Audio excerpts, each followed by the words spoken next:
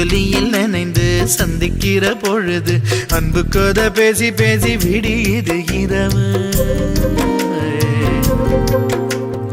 ஏழு கடல் தாண்டித்தான் ஏழு மலை தாண்டித்தான் என் கருத்து மச்சான் கிட்ட ஓடி வரும் மனசு.